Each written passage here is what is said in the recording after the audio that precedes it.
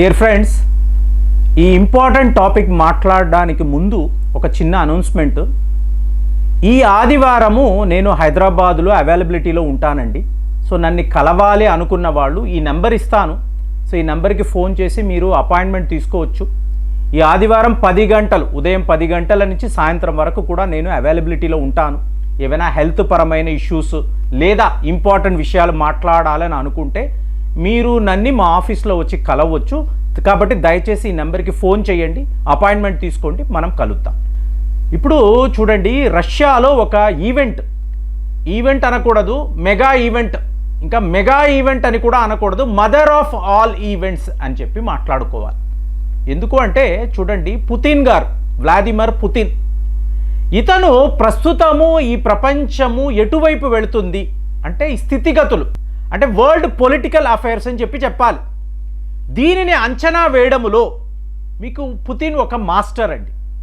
ఎంత కరెక్ట్గా అతను మీకు ఫ్యూచర్ ఎలా ఉంటుందో ఊహించగలడు అంటే కొంతమంది మాత్రమే, నాకు తెలిసి కొంతమంది మాత్రమే అలాంటి ఒక ఊహాశక్తి అనేది ఉంటుంది. సో ఇప్పుడు పుతిన్కి ఒక కళ వచ్చింది. సో ఇప్పుడు కళ నిజమవుతుందా? సో మీరు ఆలోచించండి. ఎందుకంటే భారత్ యొక్క భవిష్యత్తు అనేది దీని మీద ఆధారపడి ఉంది. ఎందుకంటే చిన్నప్పటి నుంచి చూడండి, మనకేం చెప్తారండి, ఇది ఒక పేద దేశము, ఇక్కడ ఎటు చూసినా పేదరికమే, కరెంటు సరిగ్గా ఉండదు, నీటి వసతులు ఉండవు, సరైన రోడ్లు ఉండవు, ఇదే మన భారతదేశం అని మేధావులు ఇలాగే చెప్తూ వచ్చారు. నాకు తెలిసి మా ప్రొఫెసర్ల నుంచి టీచర్లు వీళ్ళందరూ ఇలాగే చెప్తూ వచ్చారు. కానీ తర్వాత మనం రియలైజ్ అయ్యాము, ఒకప్పుడు ఈ ప్రపంచాన్నే ఈ దేశమే పాలించింది.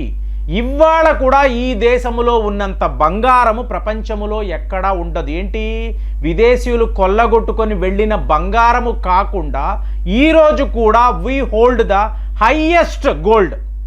సో ఇదంతా చూస్తున్నప్పుడు మనం ఏంటి అనిపిస్తుంది కదా, భారతీయులుగా అసలు మన దేశం ఏంటి, ప్రపంచముతో కంపేర్ చేస్తున్నప్పుడు నేను ఎక్కడ ఉన్నాను ఆలోచన వస్తుందా? సో దీనికి వ్లాదిమిర్ పుతిన్ గారు ఒక ఆలోచన చెప్తున్నారు. ఆయన ఏమంటున్నారు అంటే మే 9వ తారీఖు ద గ్రేట్ పేట్రియాట్ వార్ అని అంటారు. ప్రతి సంవత్సరము రష్యాలో ఒక మెగా ఈవెంట్ జరుగుతుందండి, మాస్కోలో జరుగుతుంది. మీకు రష్యా యొక్క శక్తి ఏంటి అంటే ఈరోజు కూడా ఈ ప్రపంచములో రష్యా ఒక సూపర్ పవర్. సో మమ్మల్ని ఎవరు కూడా విస్మరించలేరు అని చెప్పడానికి చాలా పెద్ద లెవెల్లో వీళ్ళు ఈవెంట్ చేస్తారు. సో ఇప్పుడు పుతిన్ గారు ఏమి ఆలోచిస్తున్నారు అంటే ఈ ఇయర్ 2025 ఇలాంటి ఒక ఈవెంట్ని ప్రపంచం మళ్ళీ ఎప్పుడు చూడలేదు. ఎందుకు చూడలేదు అంటే ఈ మే 9th ముందు నరేంద్ర మోదీ గారికి ఈయన ఇన్విటేషన్ పంపిస్తున్నారు.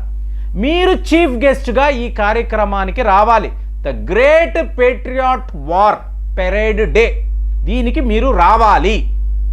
సో మోదీ గారికి కూడా ఎలా ఉంటుంది, రష్యా వెళ్ళాలి, మిత్రుడు పుతిన్ని కలవాలి. ఎందుకంటే ఒక ఇన్స్పిరేషన్.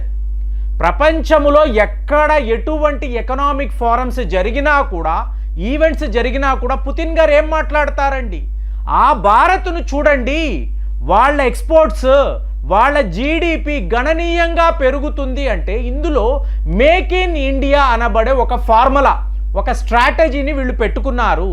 ఇది వీళ్ళకి బాగా వర్కౌట్ అవుతుంది, మనము ఎందుకు చెయ్యకూడదు? చూడండి, వరల్డ్లో ఒక సూపర్ పవర్, వాళ్ళు మనల్ని ఎండార్స్ చేస్తున్నారు. అదే ఇందులో మాట్లాడుతున్నాను. భారత్ చేస్తున్నది కరెక్ట్, ఇది ఖచ్చితంగా వాళ్ళకి ఫ్రూట్ఫుల్ రిజల్ట్స్ని ఇస్తుంది. కాబట్టి మనము కూడా అనుకరించవచ్చు కదా. ఎవరు చెప్తున్నారు? రష్యా యొక్క అధ్యక్షుడు చెప్తున్నాడు. సో ఇదంతా ఏంటి, మనకు ఒక కాన్ఫిడెన్స్ని ఇస్తుంది. మనము కూడా శక్తివంతమైన దేశము. ఆ కాన్ఫిడెన్స్ లేకే కదండి ఇవాళ ఏముందిలే ఇండియా అంటారు. అలా కాదు కదా. సో ఇప్పుడు ఈయన మోదీ గారిని పిలుస్తున్నారు. ఒకవేళ మోదీ గారు ఎస్ నేను వస్తున్నాను అని అన్నారు అనుకోండి, ఇదే నేను మిమ్మల్ని అడగాలనుకున్నాను, మోదీ గారు ఈవెంట్కి వెళ్ళాలా వద్దా? మీకు $1 మిలియన్ క్వశ్చన్ అండి. ఎందుకు ఇలా చెప్తున్నానంటే ఈ ఇన్విటేషన్ చైనాకు వెళ్ళింది, జీ జింగ్పింగ్ని గెస్టుగా ఆయన పిలిచారు. ఇమీడియట్గా చైనా ఏమైంది, yes we're coming, Xi Jinping అక్కడ ఉంటారండి, రష్యాతో మాకు ఉండే స్నేహము లిమిట్లెస్ ఫ్రెండ్షిప్ కాబట్టి మేము ఖచ్చితంగా ఈవెంట్ అటెండ్ అవుతాము అని చెప్పి చైనా వాళ్ళు జీ జింగ్పింగ్ కన్ఫర్మ్ చేశారు. సో అలాంటిది మోదీ గారు కూడా అక్కడికి వెళుతున్నారు అనుకోండి. ఇందులో అతిపెద్ద ట్విస్ట్ ఏమిటి అంటే అమెరికా అధ్యక్షుడు డొనాల్డ్ ట్రంప్కి కూడా ఇలాంటి ఒక ఇన్విటేషన్ వెళ్ళబోతుంది. ట్రంప్ గారు క్లియర్గా చెప్తున్నారు, నేనైతే వెళ్ళనండి అని. కానీ తాను అనుకున్నది అనుకున్నట్టు చేయడంలో వ్లాదిమిర్ పుతిన్ని మించిన వాళ్ళు ఎవరు ఉండరండి. క్లియర్గా బ్రిక్స్ సబ్మిట్ అన్నాము. దానికి ముందు మీరు చూశారనుకోండి, లడాక్ యొక్క సమస్యను రష్యాలో కూర్చొని ఈయన సాల్వ్ చేయగలిగాడు. అంటే 3 ఏళ్ల పాటు జరుగుతున్న ఘర్షణ మీకు 1 డేలో పుతిన్ గారు సాల్వ్ చేశారు. అంత కెపాసిటీ ఉన్న వ్యక్తి. సో ఇతను తలుచుకుంటే జస్ట్ ఇమాజిన్ అండి, ఒక వేదిక, ఒక స్టేజ్, రష్యా వాళ్ళ అత్యుత్తమమైన ఆయుధాలంతా కూడా అక్కడ డిస్ప్లేలో పెరేడ్లో ఉన్నప్పుడు, ఒకవైపు ఏమో మీకు భారత్ యొక్క ప్రధానమంత్రి మోదీ గారు, ఆయన పక్కన జీ జింగ్పింగ్, ఆయన పక్కన డొనాల్డ్ ట్రంప్, వీళ్ళు ముగ్గురు కూర్చొని ఉన్నారు. సో వీళ్లను హోస్ట్ చేసే అవకాశము పుతిన్ గారికి వచ్చింది. నలుగురు ఒకే స్టేజ్ మీద ఉన్నారు అంటే వరల్డ్లో ఇవాళ ద మోస్ట్ పవర్ఫుల్ 4 కంట్రీస్ వీళ్ళు కలిసిపోయారు. అంటే ఇక వీళ్ళకి మించి ప్రపంచంలో ఏమీ ఉండదండి. ఎందుకంటే వెస్టర్న్ కంట్రీస్ అన్నప్పుడు అమెరికా అటువైపు, యూరోప్ అన్నప్పుడు రష్యా వాళ్ళు, మీకు ఆసియా ఖండము అన్నప్పుడు భారత్, చైనా. ఈ పవర్ బ్యాలెన్స్ క్లియర్గా మనం చూడొచ్చు. సో వీళ్ళ నలుగురే ఈ ప్రపంచ పాలకులు.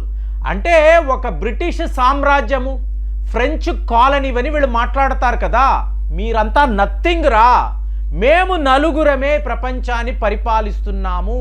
రష్యా, అమెరికా, భారత్, చైనా, ఈ నలుగురే మీకు టాప్ లిస్ట్లో ఉంటారు.